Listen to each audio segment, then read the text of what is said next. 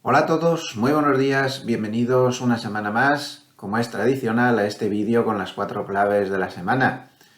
Les habla José Luis Cárpatos y hoy pues vamos a hablar de todas las cosas que han pasado para intentar hacernos una idea de qué puede pasar en los próximos días. Estamos en un periodo de mercado de muchas complicaciones, así que vamos a aplicarnos a fondo. Por aquí, pues todo más o menos bien, viendo con mucho orgullo como al peque de la familia le han dado este año el premio al alumno más aplicado de su promoción en formación profesional. Impresionante. ¡Hala! Ahí queda eso.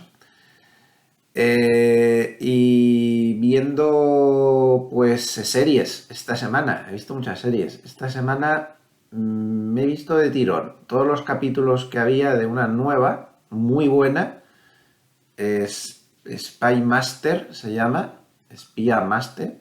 Es una serie sobre los servicios secretos rumanos de la época de Ceausescu, cuando aún estábamos en la Guerra Fría.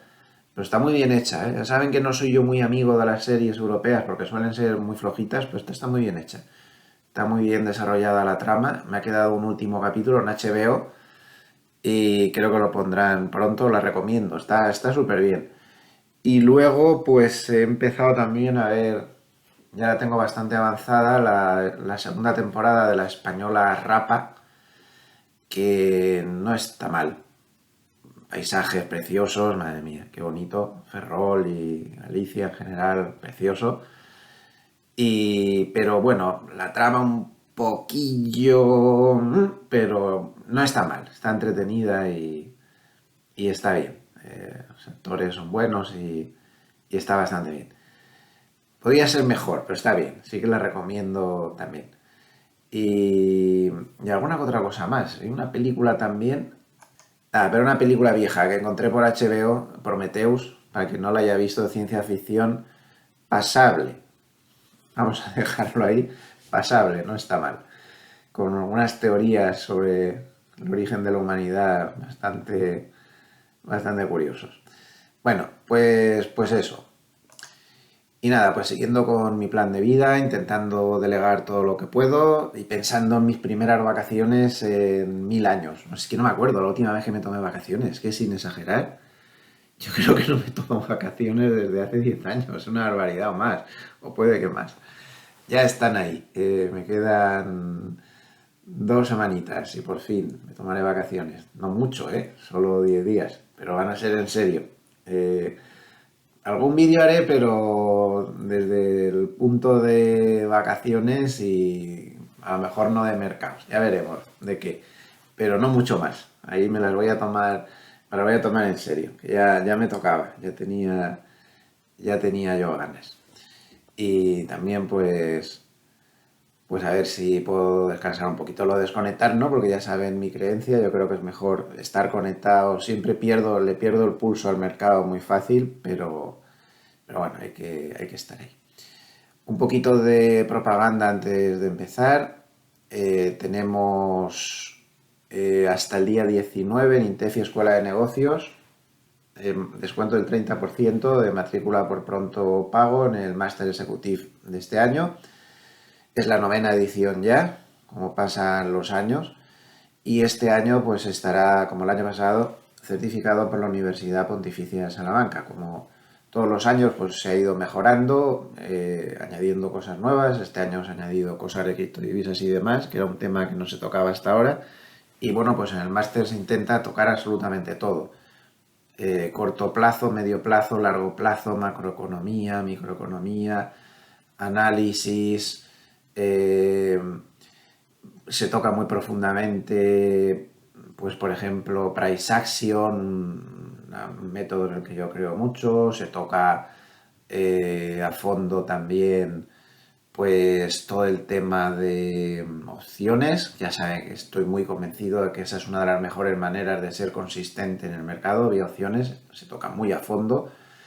Eh, También tengo yo mi propia asignatura donde doy una especie de máster dentro del máster, o sea, a mi manera todo. Y en fin, ahí lo tiene, 30% de descuento. Y también pues recordarles que si se van a gloversiasicaf.com, pues ahí tienen todos los contactos para poder contactar con nosotros, chat, teléfonos, correos, pues para cualquiera de las actividades que desarrollamos en la casa. Las 2 SICAFs que tienen aquí, que asesoro yo, que se pueden adquirir, nos pueden llamar a preguntar todo lo que quieran. Tienen también la posibilidad de cuentas individuales a partir de 500.000, seguimos luchando para bajar el límite.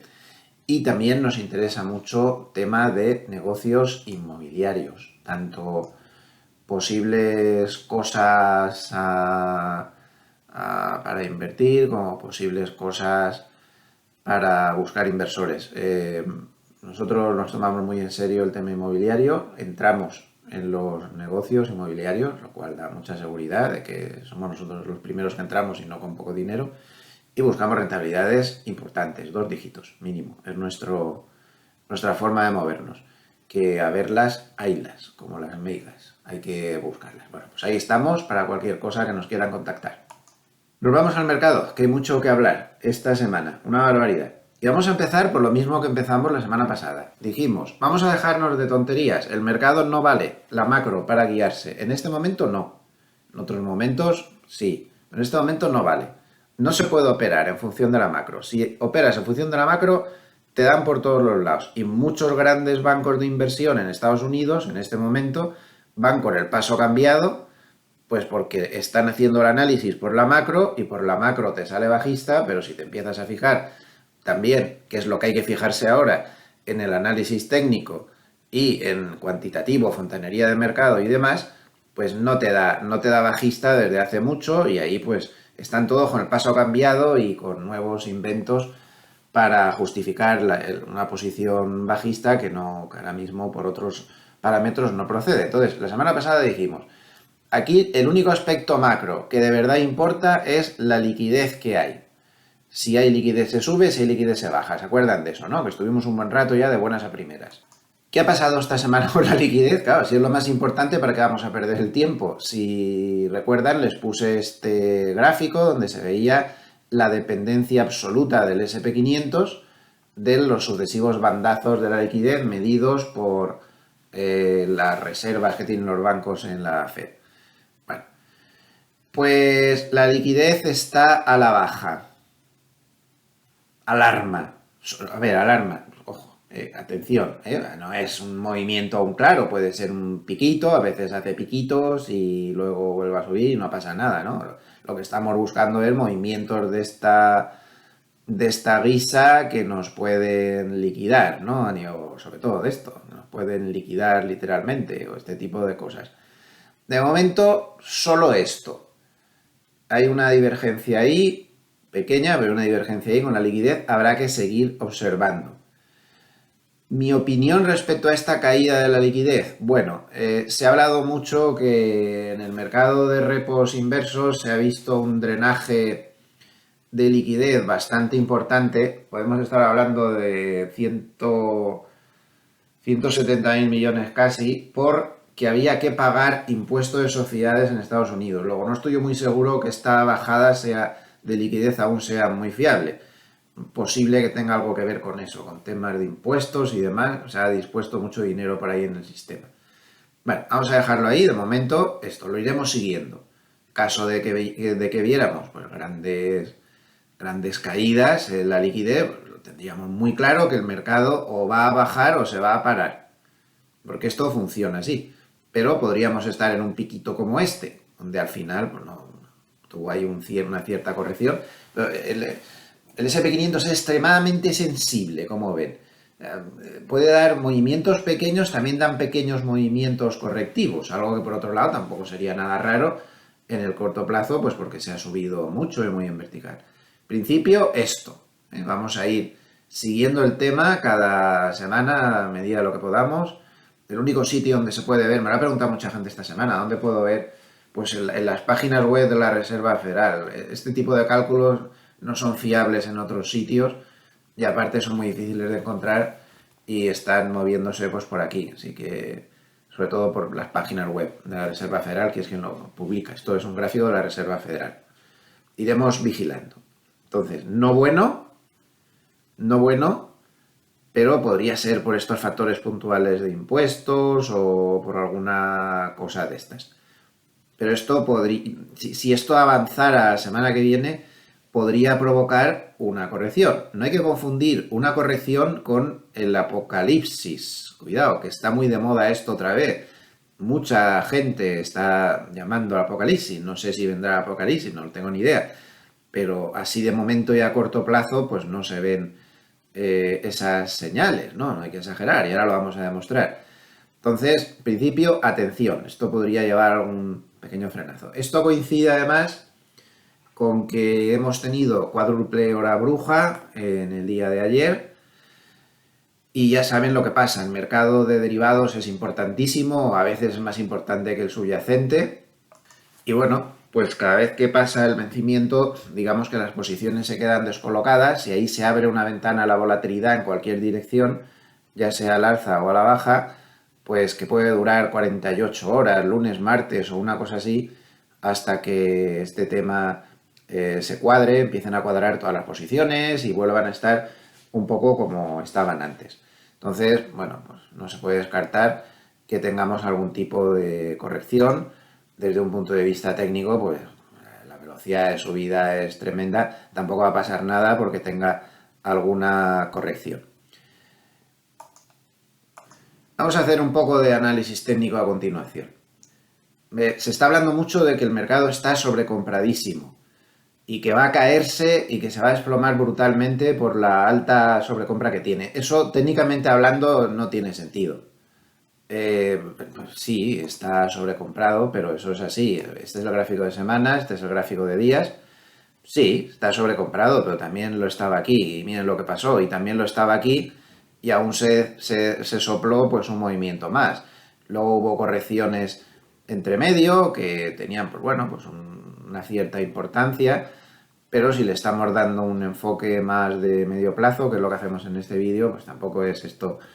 Sí, está sobrecomprado. ¿Y aquí qué me dicen? Aquí también estaba sobrecomprado y aún subió el tropecientos por ciento más. A ver, vamos a ver. Tenemos que mentalizarnos de dos cosas. Es muy importante porque si no, no le vamos a pillar el truque a esto. Primero lo de la macro. Macro, lo de la liquidez. Esto sí. Esto sí que nos aporta pistas. No es una buena señal lo de esta semana, pero es muy pronto aún para decir. Eso es lo que mueve realmente al mercado. Todo el resto de la macro, mejor no fijarnos, porque no nos va a ayudar en nada. Nos va a ayudar a equivocarnos. Segundo lugar, el mercado es asimétrico. Esto es algo absolutamente fundamental. El mercado es asimétrico. El mercado bursátil, esto no sucede con otros mercados, pero en la bolsa sí. Sube de una manera y baja de otra. Sube lento y despacio, y por favor miren el RSI, y manteniendo la sobrecompra alta meses, incluso años. Estamos trabajando con el gráfico de semanas, que es el que vamos a tomar por norma en los vídeos, que es donde más cómodo me siento para trabajar el medio plazo. Ya me contarán, desde que entra el RSI aquí en julio del 2020 en sobrecompra, apenas sale un par de veces, y aquí que me dicen, en noviembre del 2020 entra en sobrecompra otra vez, entre 1450 y no sale de la sobrecompra hasta 4450. Como te vayas a cerrar cada vez que entra la sobrecompra, pues te pierdes una subida de 1000 puntos. Porque el mercado es así de asimétrico. Cuando sube, sube lento y mantiene la sobrecompra durante mucho tiempo. Que no nos obsesione ningún indicador de sentimiento contrario, ni ningún indicador de sobrecompra, porque en las alzas eso tampoco es muy fiable. En cambio, la simetría se ve en las caídas. Las caídas son fulgurantes. El tiempo que llega a estar en sobreventa suele ser muy corto. El 2020, en el gráfico de semanas, fue todo muy deprisa. Tan solo estuvo una semana en sobreventa. Pero si nos vamos al 2008, pues fíjense lo que le cuesta entrar en sobreventa y cuando entra esa terminal. Estamos hablando de un gráfico de semanas, vuelvo a repetir. No se ven grandes sobreventas ni siquiera del 2001-2002. Vale, yo lo tengo un poco exagerado, lo tengo a 20. Esto habría que ponerlo a 30. No sé por qué no lo he corregido. Voy a corregir las líneas. Vale, perdón, pero es que había corregido la línea que me sale de oficio en 70. A mí no me gusta trabajar con 70, me gusta trabajar con 60. Y la de abajo no la había subido de 20 a 30 en proporción y por eso me salía un poco raro. Entonces, fíjense la simetría de la bolsa. 2020, apenas un par de semanas en la zona de sobreventa. En la crisis bajista secular del 2008,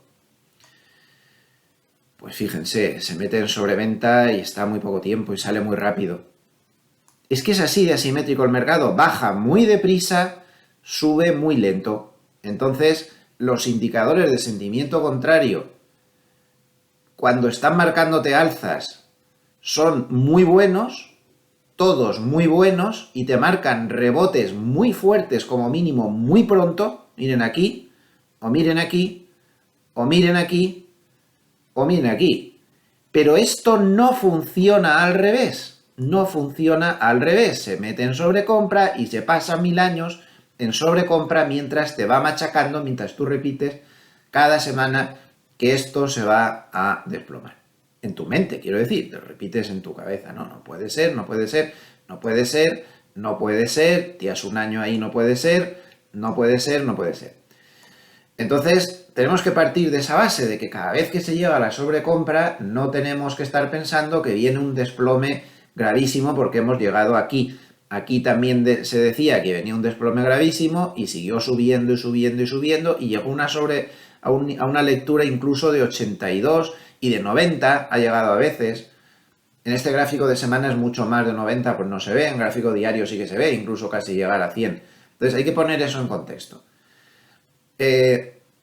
Yo publiqué el otro día un método que, yo qué sé, por ayudar, vamos, no por otra cosa, para que se pueda tener una pauta lógica, siempre con un enfoque de medio plazo, para nada de corto plazo. Los vídeos no pretendo dar ese enfoque, por si puede ayudar. Recuerdo que está en el canal de YouTube nuestro, de José Luis Cárpatos. Si entran aquí, pues verán que está, primero hay una lista con los vídeos de actualidad y luego hay otra lista que yo la llamo Píldoras de Cárpatos, donde está lo que ya no son vídeos de actualidad, los vídeos un poco más de cosas varias, ya un poco atemporales. Entonces aquí lo tienen, es este que está aquí, el cuarto. Sistema medio plazo del SP500. Ni es la sopa de ajo, ni es el descubrimiento de la piedra filosofal, tiene sus fallos y hay que hacer un poco de lectura del mercado también. Pero bueno, les puede ayudar. Ahí está publicado. Por cierto, ya que estamos, suscríbanse al canal, hombre, que no les cuesta nada, que es gratis y el dichoso algoritmo, si no, nos hace invisibles.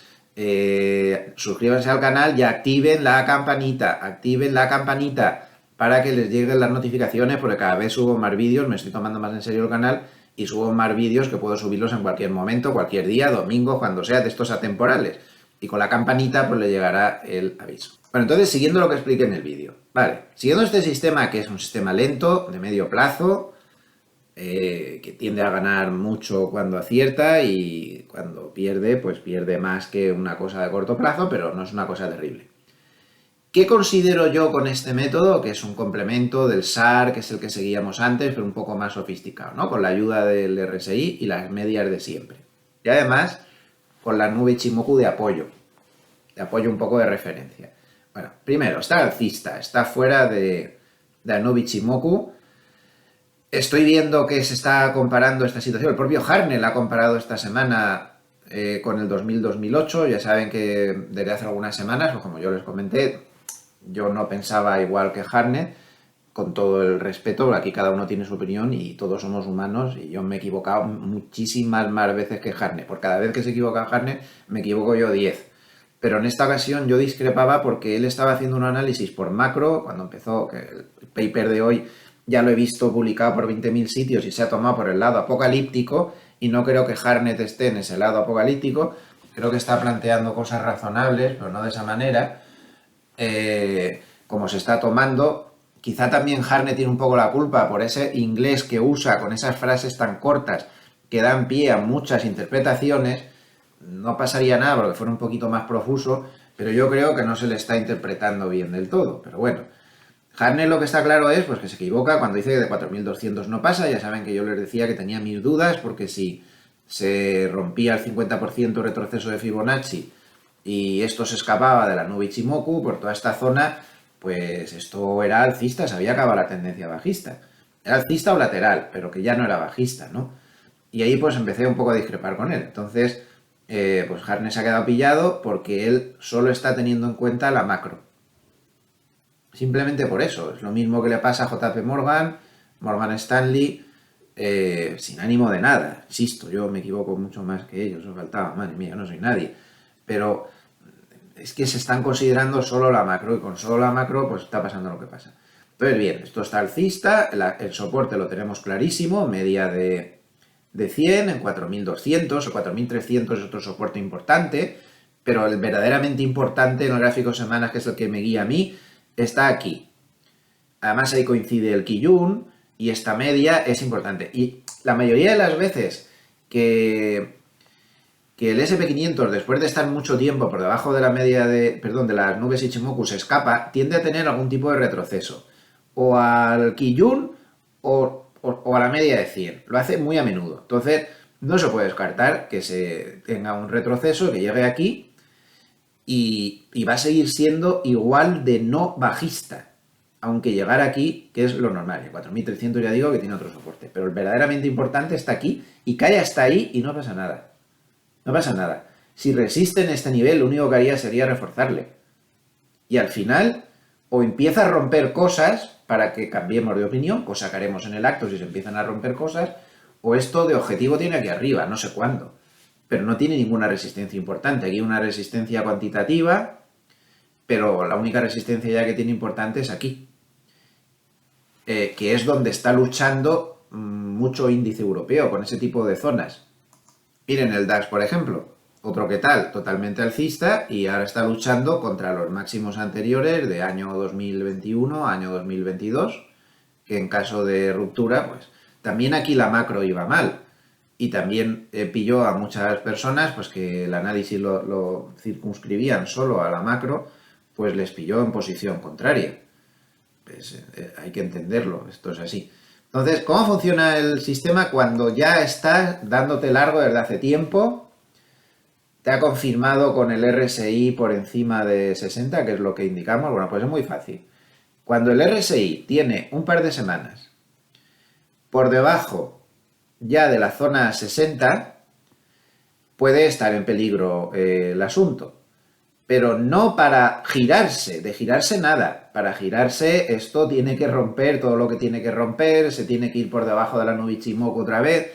Pues no tienen que pasar cosas para que esto dé una señal de ponerse al revés, ¿no? Pero sí para cerrar temporalmente. Entonces, lo que se necesita es un par de velas por debajo con el RSI por debajo de 60 y yo el tema automático prefiero la interpretación humana y siempre que pase esto nos vamos a encontrar que estamos cerca de alguno de estos niveles o del Kijun, del propio complejo Ichimoku, que es esta línea negra, o de la media de 50 o de la media de 100 o de la media de 200. Entonces, yo lo que le pido a esto es que además de que esté un par de velas por debajo del 60, que rompa el nivel cerquita que le va a aparecer. En este caso era el Kijun. No lo rompe. Pues no lo hago caso. Sigue. Aquí solo tiene una vela por debajo de esto. Y además no rompe nada. No le hago ni caso. O sea, estoy diciendo lo que habría hecho aquí. Si hubiera estado aplicando esto, ¿no? Aquí no le hubiera hecho caso. No le he hecho caso. No le he hecho caso. No le he hecho caso. Aquí no rompe nada. No hago ni caso. Vuelve a salir otra vez de la zona 60. Y aquí me rompe el Kijun y me rompe la media de 50. Esto para mí, con este método que he propuesto, ahora nuevo, pues podría ser la salida. ¿Correcto? Aquí la entrada, más o menos, y aquí la salida. Esta sería la idea. Entonces, ahora lo que tendría que hacer es, para que esto diera señal de salida, pues que se montara un par de semanas por debajo del 60 y que rompiera alguna cosa de estas que va teniendo cerca. Así es sencillo. Lo iremos viendo. Como esto va muy lento, nos da tiempo para ir viéndolo. Por ejemplo, en el DAX. Pues el DAX igual. El DAX que había estado en Durante todo este tramo, señales de compra y demás, y todas estas cosas. Aquí escapa de nubes y cosas, y follones y líos. Pues aquí ahora está otra vez en señal de compra desde hace tiempo y pues está en el mismo caso. Dos velas por debajo del 60 y tal. Insisto, esto no es la sopa de ajo, ni esto es el método infalible. Esto falla mucho en cuanto se mete en laterales y cosas así, pero sí que sigue las fuertes tendencias, ¿no? No es un método milagro, y muchísimo menos de lo más sencillo, de lo más burdo que te puedas imaginar, pero por lo menos va más o menos en línea con las cosas. Y si se mete en un lateral, si no haces lectura de mercado en el lateral, pues te puede atizar. O no, porque va muy lento. Aquí en el lateral no dio nada, ni para un lado ni para el otro. Vale, entonces se está interpretando que Hartnett ha dicho que estamos en el 2000 o 2008. No es eso lo que ha dicho Hartnett. Ahora lo veremos en el paper. Hartnett lo que ha dicho es que tiene un parecido, pero no ha dicho que estemos en el 2000-2008. De hecho, ha dicho otra predicción diferente. Ya ha hablado de 300 puntos posibles de bajada, 150 puntos posibles de subida. Solamente ha dicho que se parece. Técnicamente hablando, no se parece en nada, por una razón muy sencilla. Porque ahora, en esta subida, se ha corregido un 61,8%, mucho más que un 61,8% de Fibonacci de toda la caída anterior. Y eso es mucha corrección para seguir pensando que no se ha roto la tendencia bajista. En la gran crisis del 2008, que no se puede comparar con esta, porque las cosas eran mucho peores, incluso por la macro, porque las complicaciones macro eran peores, estábamos en una crisis sistémica. Ahora tenemos el problema de los bancos regionales, pero no han adoptado tintes de crisis sistémica, ni de lejos. Ahora está un poco calmado, si siguen subiendo los tipos la Reserva Federal seguramente se activará, pero no estamos en ninguna crisis sistémica. Bueno, pues cuando se rompió el 61,8% retroceso de Fibonacci, ya la tendencia bajista estaba finiquitada. Y si nos vamos a la gran crisis del 2000-2022, es que cuando son tendencias, no comparemos esto con 2000-2008, es que no se parece ni por macro, ni se parece tampoco por técnico, que puede ser que sí que se caiga, yo qué sé, yo siempre dejo la puerta abierta aquí, no se puede hacer profecías, pero parecerse no se parece, lo siento, pero no se parece. Miren aquí, cuando rompe el 50% ya, no el 61,8, el 50%, ya no lo ven más. La tendencia bajista, cuando rompió el 61,8%, con sus turbulencias, con sus correcciones, con sus cosas, pero siguió subiendo durante mucho más tiempo. Entonces, yo lo siento, pero no comparto esa opinión. Cada uno tiene la suya. No es comparable. No es comparable. Si se produce otra caída que se rompan los mínimos, será una nueva modalidad de tendencia bajista secular, que no se había visto hasta ahora. Pero no es comparable, ni por técnico, ni por macro. Bien. Sí, pero es que la gran tecnología lo ha distorsionado todo. Sí, es verdad, la gran tecnología está teniendo una gran influencia y está dopando un tanto artificialmente el SP500, pero tampoco nos creamos que es para tanto. Vamos a ver. El SP500, dopado por la gran tecnología, está a 7,4% de distancia de los máximos previos a la crisis y está por encima del 61,8% retroceso de Fibonacci. El RSP 500 de igual ponderación, evidentemente, va más retrasado, pero tampoco es una cosa tan espectacular. Miren que está por encima del retroceso de Fibonacci el 50%, que en dos ocasiones ha llegado a estar ya por encima del retroceso de Fibonacci del 61,8%. Recuerdo que eso nunca pasa en las tendencias bajistas seculares cuando aún están continuando. Y está a un 9% de los máximos antes de la crisis. ¿Vale? Es un punto y medio menos o 2 puntos menos casi. Pero no es el 40% ni el 10% ni nada de eso. Se ha quedado un poco atrás, pero tampoco podemos decir que eso sea así. Bien, es cierto que el RSP de igual ponderación en este momento no ha escapado aún de la nube... Sí, perdón, sí que ha escapado. Es que me está confundiendo una de las resistencias cuantitativas. Voy a quitarlas. Ahí lo tenemos. Está escapando de la nube en este momento. Uno ha confirmado la señal de compra. El RSI aún no se ha metido por encima de 60. Sí que va, evidentemente. Es la tecnología ha dopado mucho al otro. Aún no está dando señal de compra, pero está atacando la media de 100 y el RSI se puede meter encima de 60. Si eso pasa, estará dando señal, digamos, el SP500, el SP493. Estarán dando señal de compra a los otros 493 valores. Lo cual puede ser muy interesante. Porque si podemos entrar en ese tipo de productos, a lo mejor puede ser interesante, porque este tendría entonces más potencial de recuperación. De momento no ha dado la señal de compra, pero tampoco está hundido en la miseria, ¿no? Y por cierto, como rebotó brillantemente en la media de 200 de semanas. Todo eso es lo que ha pasado. Todo eso es lo que ha pasado después de esta subida. Echamos Fibonacci.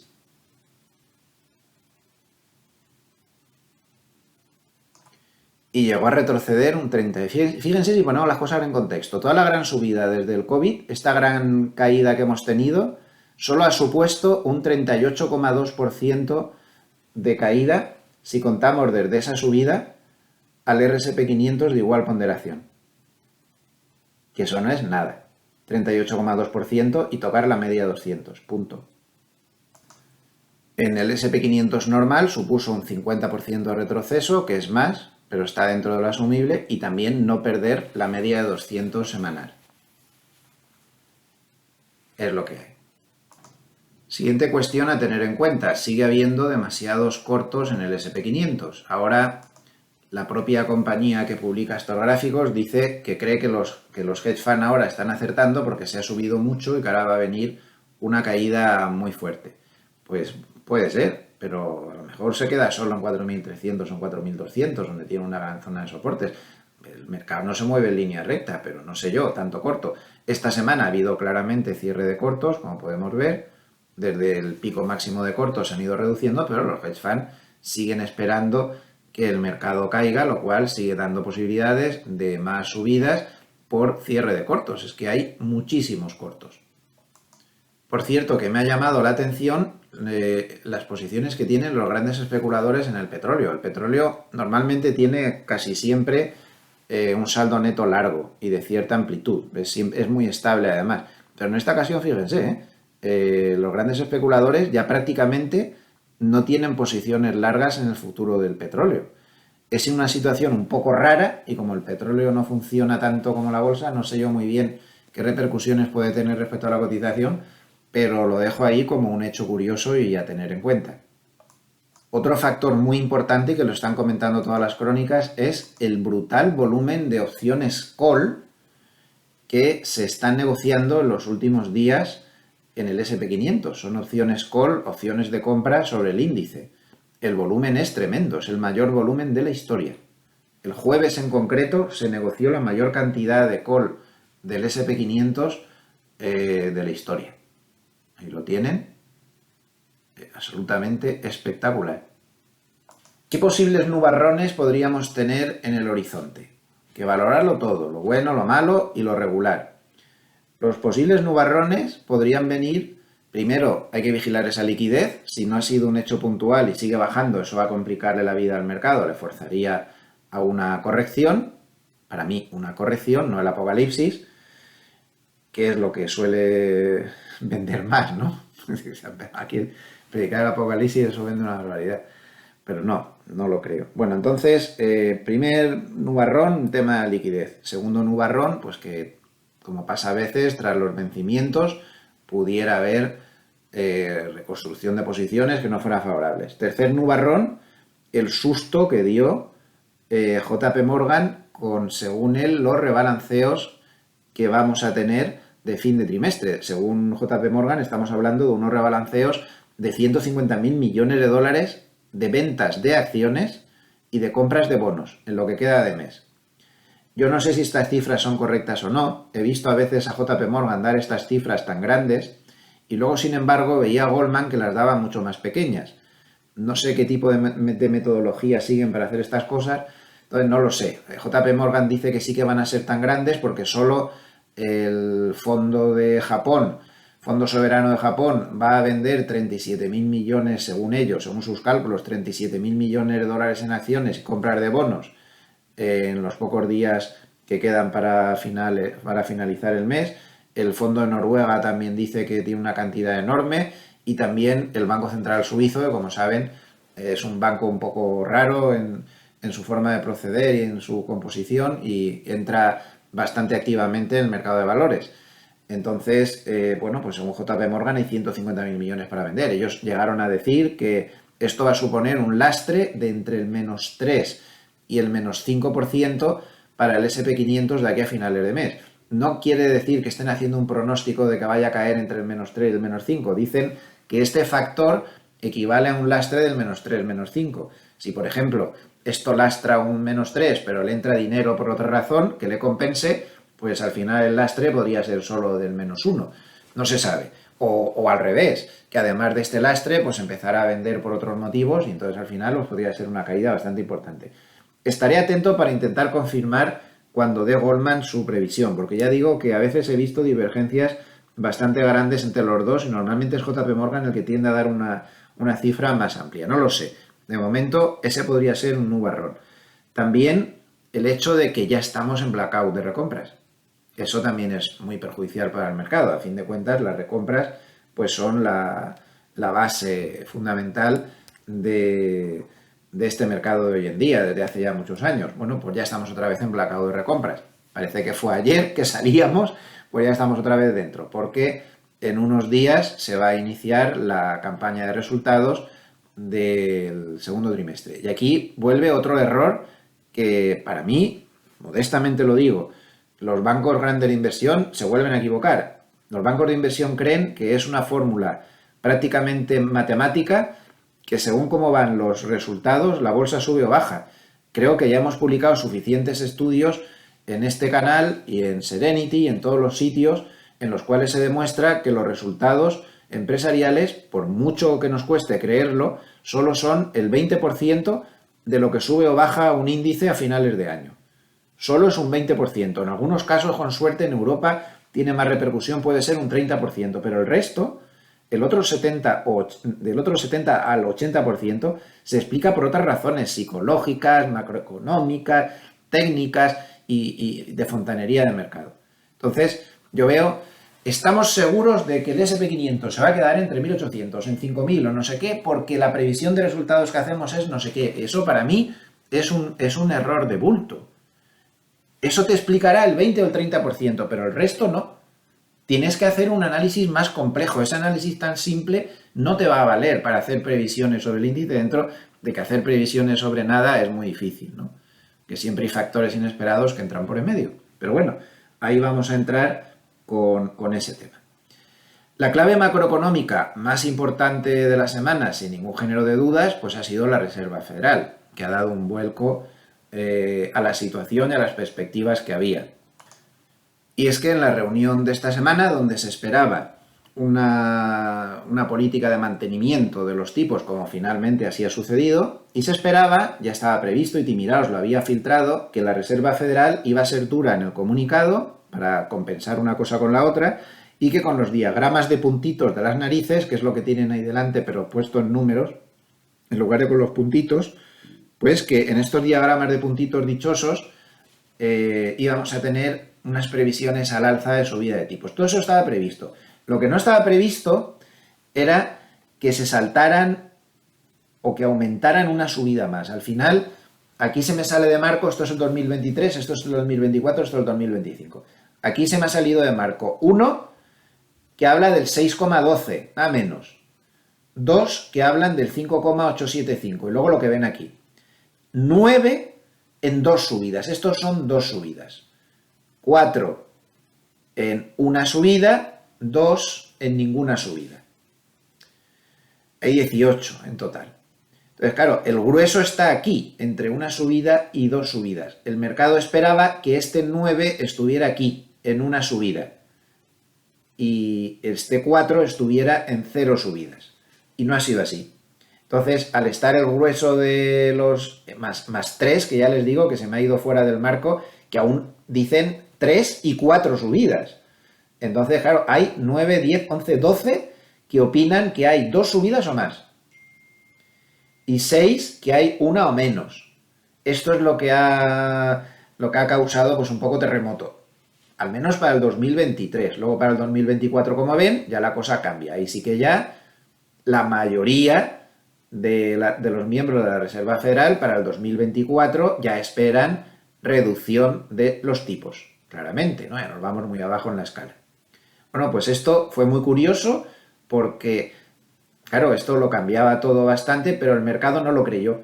El mercado creyó que era un farol por parte de la Reserva Federal, que, que se lanzó el farol para asustar, simplemente guerra psicológica para que el mercado no suba demasiado, para que las condiciones financieras que se mejoran cuando el mercado sube y que empeoran cuando el mercado baja, pues no fueran demasiado laxas. Pero bueno, ya ha quedado eso. Luego ayer, parte de las bajadas que vimos ayer en los índices fueron moderadas, pero bajadas hay que atribuírselas a declaraciones de miembros de la Reserva Federal, para ser concretos, a Waller y a Barkin, que fueron muy duros también y dijeron que sí que iban a subir, a pesar de que el mercado no se lo cree y que se cree que es un farol, que sí que iban a subir esas dos subidas de tipos porque la inflación está muy dura. Ya saben que la Reserva Federal es el Dr. Jekyll y Mr. Hyde. Fue el Dr. Jekyll mientras la inflación subía y tenían que haber empezado a subir los tipos, se quedaron mirando, y ahora que la inflación clarísimamente está aflojando, pues ahora son Mr. Hyde, ahora son más papistas que el Papa. Bueno, pues las declaraciones de ayer de Waller y Barkin en esta línea causaron mucha inquietud en los bonos y también hicieron retroceder a las bolsas. Bueno, es la nueva situación que tenemos y ya veremos. Los datos van a tener mucho que decir en que el mercado cambie sus perspectivas o no. El mercado, de momento, los futuros sobre fondos federales no creen a la Reserva Federal y dan bastantes posibilidades de una subida más en julio, pero ya a partir de ahí no coinciden con lo que dice la Reserva Federal y piensan que ahí vendrá una pausa. Eso sí, importante, sí que ha habido un cambio de tono que ha perjudicado mucho a los bonos, que están bastante peor. El mercado ha dejado de descontar bajadas de tipos este año. Eso sí que ha sucedido. Ya no descuenta bajadas de tipos este año y por lo tanto, pues eso es perjudicial para los mercados de renta fija, que hasta ahora sí que incorporaban eso en el análisis pensando que iba a haber una recesión más rápida o lo que sea, o más fuerte. En fin, ahí sí que ha cambiado la actitud. O sea que lo que hizo la Reserva Federal, como mover mercados, sí que ha movido, aunque no le han hecho demasiado caso, pero sí han perdido las esperanzas de que haya bajadas este año. Otro gran factor macro de la semana, el más importante sin ningún género de dudas, es este cambio, ¿no?, de perspectiva por parte de la Reserva Federal, que ya veremos lo que pasa al final. Pero otro factor ha sido China. Los datos macro chinos durante la semana han seguido empeorando. Aquí tienen el índice Bloomberg de sorpresas económicas en China. Como podemos ver, va la cosa de mal en peor. Y durante la semana lo que hemos visto han sido bajadas de tipos de interés, moderadas, pero bajadas por parte del Banco Central chino. Hasta ahora los datos macro chinos suponían caídas constantes en las bolsas y sobre todo en los sectores sensibles europeos, como por ejemplo el lujo, que depende mucho de China. Pero como vemos, esta semana ha cambiado la actitud. Aquí tenemos el gráfico de Louis Vuitton, que es el que uso yo como representante del sector de lujo, porque al final es un subsector y me cuesta encontrarlo aquí. Pero bueno, Louis Vuitton es el valor más grande del stock 600 y el valor más grande con mucha diferencia del sector de lujo. Como pueden comprobar, esta semana ha conseguido recuperar posiciones. ¿Por qué? Pues porque se piensa que el Banco Central chino va a bajar bastante más los tipos y que va a tomar muchas medidas en apoyo de la economía. Y de ahí que todos estos sectores sensibles a China, pues durante la semana hayan empezado a tener una recuperación. Por cierto, que siguiendo el método del que estamos hablando, por aquí nos metemos ya por encima del RSI de 60, rompe la nube Ichimoku, nos da una hipotética señal de compra por aquí más o menos, en 688 Louis Vuitton, y ahora mismo pues la señal sería de seguir dentro. Aquí habría estado dos velas ya por debajo de 60, pero no rompe esa petición, o bien el que el SAR cambie, más dos velas como mínimo, que no lo he dicho antes, pero que esto también nos podría servir, que haga algo de eso. Mientras no rompa el Kijun o el SAR nos dé una señal clara, aquí tiene dos bolas rojas, que perdiera claramente el mínimo, que también vale, pues no le hacemos caso. Por lo tanto, seguiría en señal de compra desde pues, toda esta zona de como por aquí, vamos a poner 700 y ahora mismo pues está en 865. Y si la Reserva Federal no subiera ya más tipos y esto fuera la pausa definitiva, pues ¿qué pasa? Pues aquí tienen un gráfico, pues no hay una regla fija, pues según las circunstancias. Hay veces que el mercado se toma la pausa muy bien, como vemos en todas estas, como junio del 2006, como febrero del 89, como marzo del 80, pero hay otras ocasiones en las que el mercado no se lo tomó tan bien, como pudo ser en mayo del 74, o en mayo del 81, o en febrero del 89, que no volvieron a remontar pues más o menos hasta casi 230 días después del fin de la pausa. No hay una regla fija al respecto, si es que ha llegado la pausa.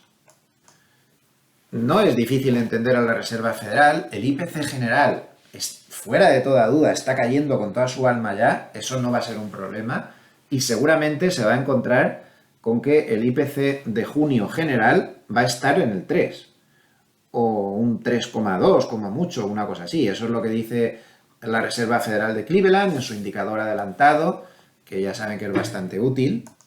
Aquí lo tienen, 3,22%, es poco, pero a lo que se agarra la Reserva Federal, y con razón, pues es a que la subyacente le está costando más bajar. Entonces, de hecho, la Fed de Cleveland te deja la subyacente para el mes que viene, el 5,11, ya prácticamente a 2 puntos del IPC general.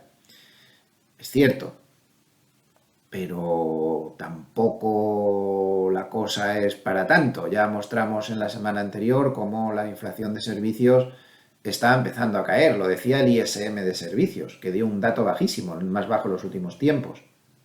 Habrá que ver. En cualquier caso, los precios de la alimentación, desde luego, estos no están incluidos en la subyacente. Los precios de la alimentación, fíjense qué perspectivas, por ejemplo, en Europa.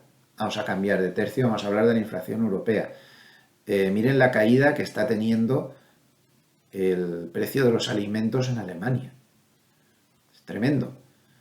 Los precios mayoristas, que sería la línea blanca, aún no los han seguido, pero no tardarán mucho. Van siempre con un poco de retraso, pero van a seguirlos rápidamente. El tema de alimentación, desde luego, pero claro, las subyacentes no tienen en cuenta ni alimentación ni energía. Ahí está la lucha. Los IPC generales están ya, de manera general, saliendo de las zonas de peligro grave, pero las subyacentes son las que se están resistiendo y son las que hay que vigilar. También sería interesante que viéramos esta medida. Esto sería el IPC subyacente.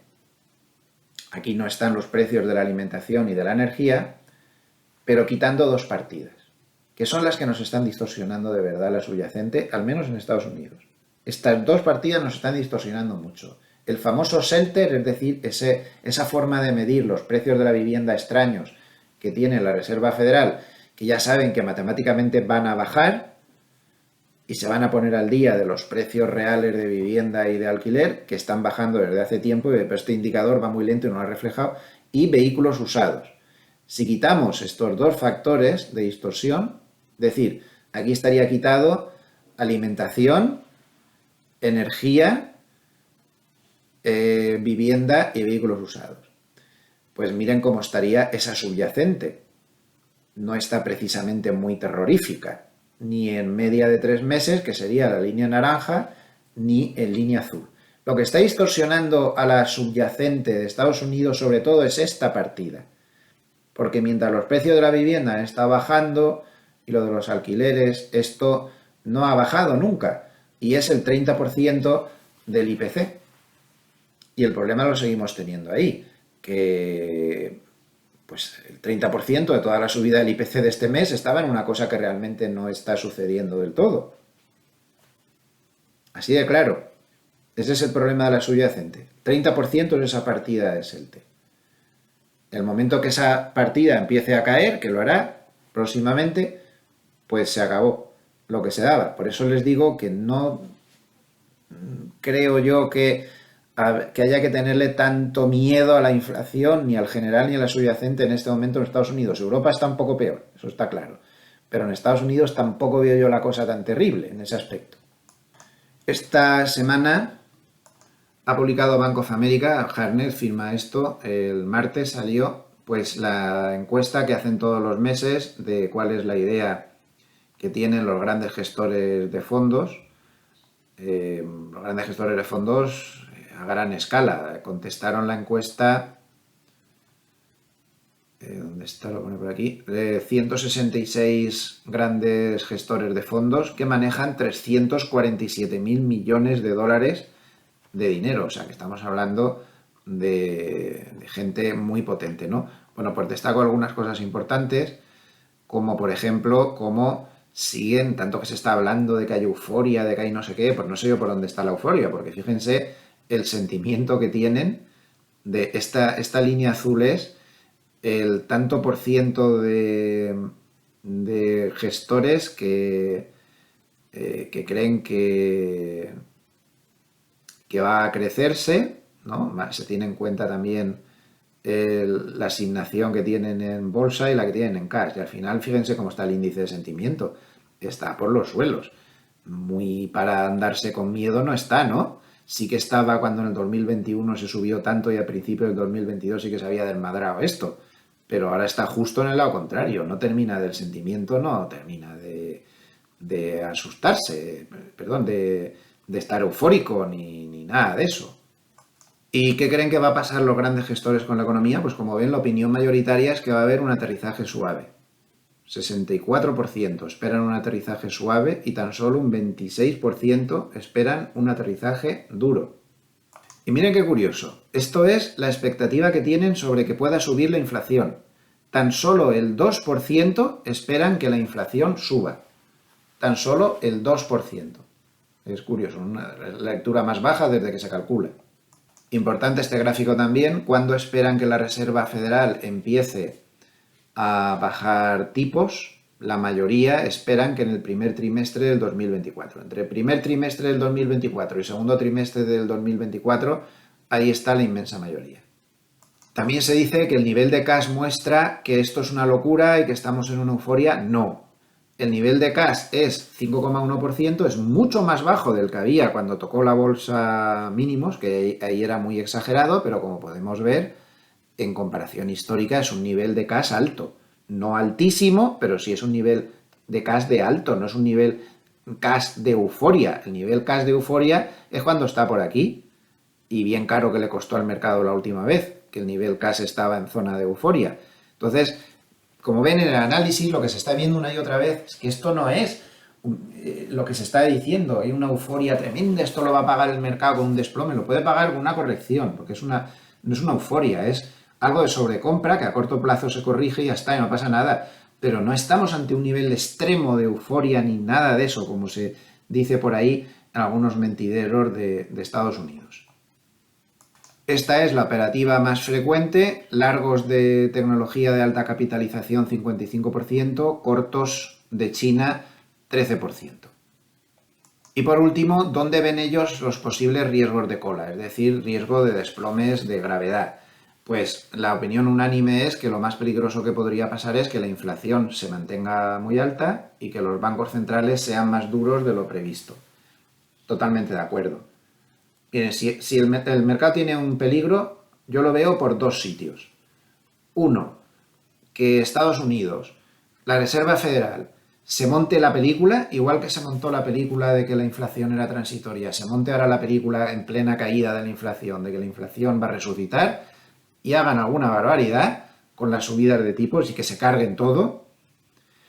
Y que el Banco de Japón, atención, porque nos estamos olvidando del Banco de Japón, el Banco de Japón que en ningún momento ha tomado medidas, que el Banco de Japón empezara a tomar medidas. Eso podría tener un efecto contagio sobre la renta fija mundial y la renta variable mundial bastante importante. No tiene pinta que el Banco de Japón vaya a hacer eso, pero como poder hacerlo, no lo ha hecho. Es el único banco central que se ha quedado desmarcado de eso. Vamos a vigilarlos de cerca, ¿eh? Yo no le quito ojo cada mañana a todo lo que dicen por si las moscas, porque podría tener un gran efecto en el resto de de mercados. Una reflexión que ha sido objeto de muchos comentarios durante la semana en Estados Unidos, mucha gente ha hablado de esto. El S&P 500 está de nuevo en el mismo sitio que estaba, fíjense qué curioso. El S&P 500 está exactamente en el mismo sitio que estaba cuando la Reserva Federal empezó a subir los tipos de interés hasta en 10 ocasiones seguidas. Ha conseguido rehacerse y está en el mismo sitio otra vez. Ha neutralizado por completo, con el dopaje de la alta tecnología desde luego, pero ha neutralizado por completo esa gran caída y ese gran pesar y esa gran torta, ese gran lechugazo, ¿no?, que se metió cuando empezaron las subidas de tipos. Ha neutralizado las 10 subidas de tipos, creo que es, que llevamos ya. Bueno, vamos a darle un poquito más de tiempo del habitual a Harney porque ya digo que ha generado ríos de tinta. He visto montones de comentarios diciendo que Harney te está profetizando, que vamos a ver. Yo creo que no. No obstante, siempre te queda la duda porque con esa forma de expresarse, con esas frases tan cortas y un poco críticas que hace, pues veo que cada uno ha entendido una cosa. No lo sé. Yo voy a dar mi posible interpretación y que no estoy al 100% seguro. En primer lugar, empieza diciendo que, gastando una broma sobre que se ha equivocado en sus previsiones. Ya saben que él dijo que había que ponerse corto en 4.200 y hemos subido desde entonces por cerca de un 7% más. O sea, que el fallo ha sido bastante importante. Entonces él un poco se bromea consigo mismo al respecto y dice, yo nunca me equivoco. Mi señora, debería usted darle una vuelta a eso porque mi experiencia es que tú siempre estás equivocado. Mi experiencia es que tú siempre estás equivocado. Bueno, se ríe un poco de la situación, de que se ha equivocado y nos vamos a donde está la chicha, que empezaría aquí en este párrafo, un par de párrafos más abajo aquí. Dice que él reconoce que se ha equivocado por mucho, estamos casi 300 puntos por encima de donde él dijo que el mercado se iba a frenar, que no ha sido así. Que no pasa nada, todos metemos la pata y yo más que todos juntos, entonces no pasa nada, eso no es una cosa terrible. Entonces dice que no obstante cree que la capitulación, entiendo que la capitulación alcista, evidentemente, o sea, que se rindan los alcistas, podría llegar antes del 20-30 de julio, dice eso.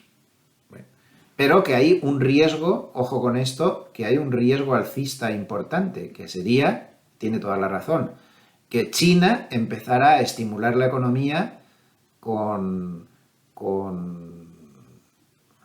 cierta amplitud, ¿no? Con agresividad. Y que eso podría causar, esa euforia que podría despertar China, podría rebajar pues el que la Reserva Federal o el Banco de Japón fueran algo más agresivos. El indicador Bullenberg lleva ya varias semanas que no se mueve mucho, en este caso sube de 3,5 a 3,6, está ahí pues en la zona más o menos verde, pero sigue muy lejos de la señal de compra que estaba en 2, ya la dio en su momento, pero no estaba por ahí. Y en cuanto a los flujos semanales, pues tenemos fuertes entradas de dinero en bolsa, creo que de las mejores, no sé si lo pone por aquí. Sí, dice que en las 3 últimas semanas en bolsa de Estados Unidos han entrado 38.000 millones, que sería la mayor entrada desde octubre del 2022. Entonces, esta semana han entrado 22.300 millones. Perdón, no es la mayor entrada, el mejor momentum, la mejor fase de tendencia desde octubre del 2022. Bueno, pues esta semana han entrado 22.300 millones de dólares en acciones, 6.700 millones de dólares en bonos y han salido 500 millones del oro. Decepcionante. Mientras que hay salidas, atención, salidas de 37.900 millones de dólares de cash. Es la primera salida en 8 semanas y evidentemente estas salidas han ido en una muy buena parte a bolsa. Ahora, a partir de aquí es muy importante porque él hace una reflexión de por qué se ha equivocado. Dice, ¿por qué me he equivocado? ¿Por qué los bajistas estamos equivocados y durante el primer semestre del 2023, como él había pensado, pues no se ha producido esa bajada que pensaba? Entonces el análisis es muy interesante. Dice que en primer lugar se ha equivocado porque no ha habido una recesión, que él esperaba que por estas alturas ya estuviera llegando la recesión, y que el mercado sigue pensando en una economía, pues lo que sé, la expresión esta anglosajona de Goldilocks, que ya saben que significa una economía perfecta, es decir, donde la recesión se puede arreglar, la inflación se puede arreglar con una recesión muy suave o sin estropear mucho el empleo, en fin, una economía perfecta. En segundo lugar, porque no se ha producido el evento de crédito que él pensaba. Él pensó cuando vio la crisis de los bancos regionales, y eso lo pensamos muchos, que ahí podría venir un evento de crédito grave. Ahí creo que nos equivocamos todos, no vino, no ha pasado. De momento se ha conseguido más o menos compensar con las medidas que se tomaron por parte de la Reserva Federal y el Tesoro, sus ventanillas de liquidez y todas estas cosas. Y en tercer lugar, dice que se ha equivocado siendo bajista porque ha aparecido un factor que a él ha dejado descolocado, que ha sido el factor de la gran subida de la inteligencia artificial. Una gran subida que ha compensado, pues, con creces otros factores negativos. Entonces, esta gran subida de la inteligencia artificial, más el que no ha habido evento de crédito negativo, más que no llegó la famosa recesión, pues ha provocado que, según él, se haya equivocado. Entonces dice, ¿y ahora qué? Pues ahora ha dado aquí, esta frase es la que ha hecho correr ríos de tinta, pero yo no sé si se está interpretando bien. De hecho, a mí me cuesta mucho interpretarla. Las frases cortas de Hartnett son complicadas. Vamos a ver. Aquí la primera frase no se puede entender bien, porque aquí literalmente dice, nosotros vemos un máximo el S&P 500 de 100 a 150 puntos al alza, es decir, si estamos a 3.450 estaríamos hablando de 4.350 estaríamos hablando de, no, a ver, ¿cuánto estamos? Que se me está yendo a mí la cabeza. A 4.450 estaríamos hablando de 4.600, más o menos, por ahí. Pero luego dice, contra una bajada de 300 puntos entre ahora y el Labor Day. Labor Day es a mediados de septiembre. 14 de septiembre parece que es. A ver, ¿esto qué quiere decir? Yo no lo entiendo y he visto interpretar esto de dos maneras diferentes. Hay quien dice que lo que ha pretendido decir es que ve dos posibilidades, que esto suba y que luego baje, y hay otros que dicen que no, que lo que está diciendo es que como mucho puede subir 100 o 150 puntos, pero que él calcula 300 puntos de caída desde el momento actual, no desde el máximo que llegara con esos 100 o 150 puntos de subida. Yo no lo tengo claro, pero tendríamos dos posibilidades. Como no lo aclare él, porque esto ya no es una cuestión de su inglés escueto y tan poco denso que da, es que no se ha expresado bien. Vamos a suponer que se va a 4.550. Y que entonces cae 300 puntos. Hablamos de 4.250. Pero vamos a suponer que lo estoy entendiendo mal y que se refiere a que va a caer 300 puntos desde el nivel actual. Estamos a 4.450 y que cae 300 puntos. Como mucho estaría hablando de una caída hasta 4.150. Que sería, pues como por aquí. Eso no es para abrirse las venas. Estaría cayendo hasta aquí lo que está pronosticando entonces. Pues una corrección normal, pues es más o menos la corrección que habíamos dicho. Hasta la zona de la media de 100 en semanal o el Kijun que andará por ahí. Que es una corrección normalísima después del subidón que lleva entre pecho y espalda. Entonces Hartnett lo que estaría pronosticando en el peor de los casos, porque si no es esa la interpretación y lo que se refiere es 100 o 150 puntos desde aquí y desde ahí arriba caer 300, ya es de risa la corrección. Pero en el peor de los casos, ¿qué está pronosticando? Que se vaya a un retroceso de Fibonacci de menos del 38,2% de todo el tramo de subida que acaba de tener. Pues no me parece a mí que eso sea muy apocalíptico, en mi interpretación. Pero hay gente que en lo que se ha basado es en esta siguiente frase. A ver, dice, no estamos muy convencidos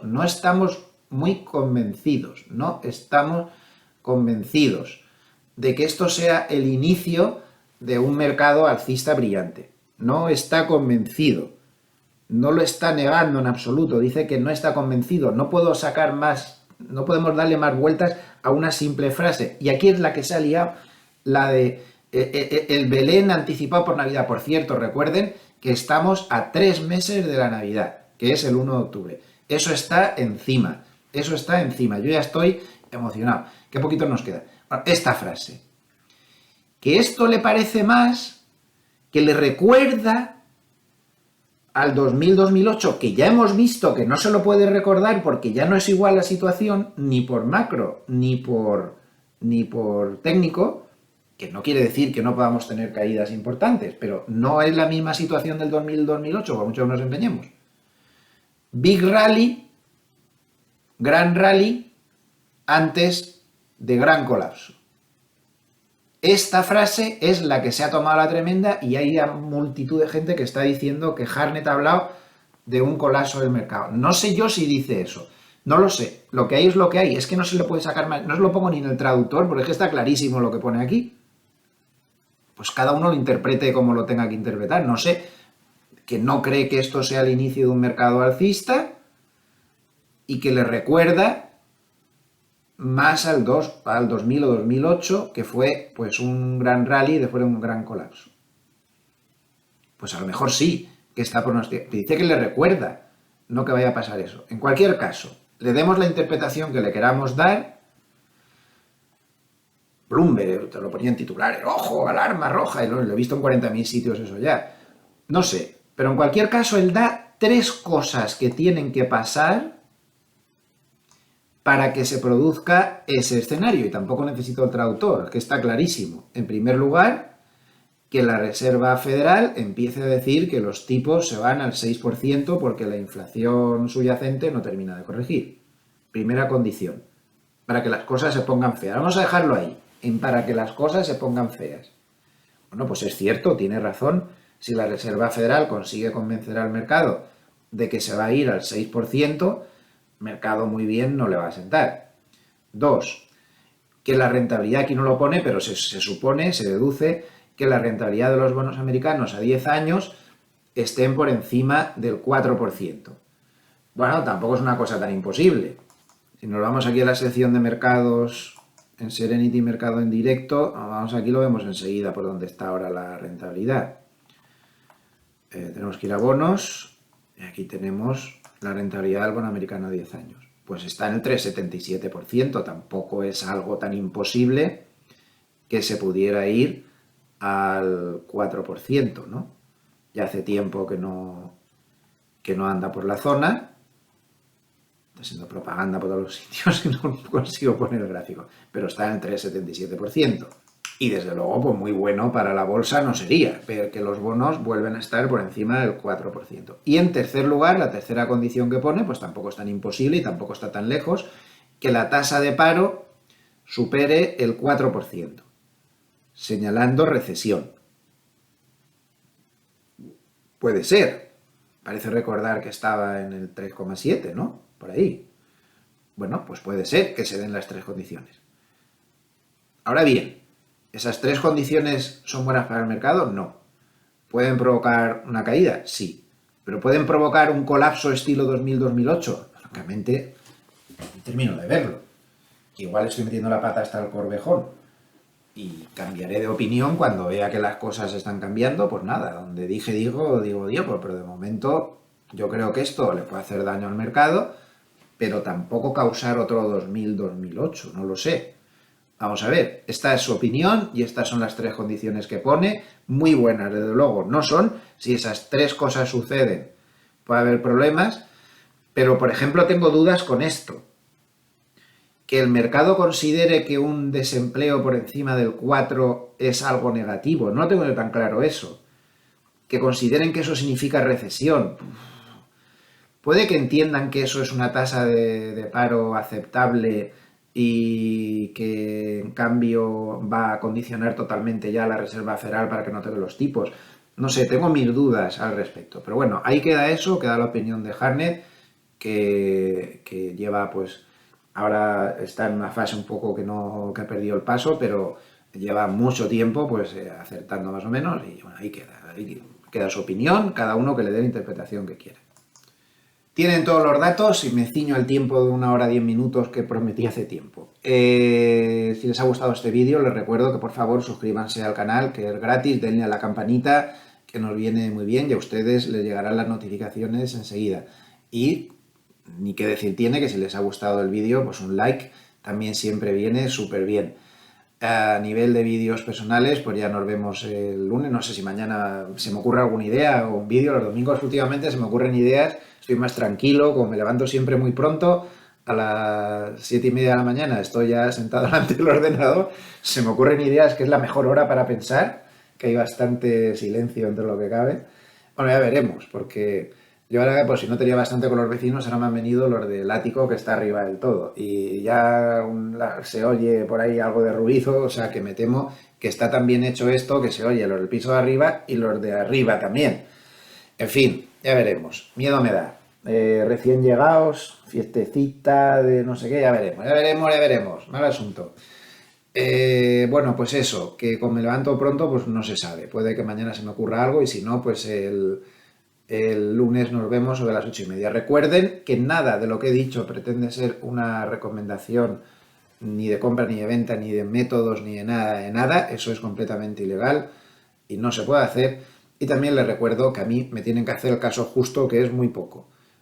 Ustedes tienen que hacer su propio análisis, no sigan a nadie, no sigan a gurús, todo eso son cuentos. Todos nos equivocamos, todos tenemos errores graves y de sabios rectificar.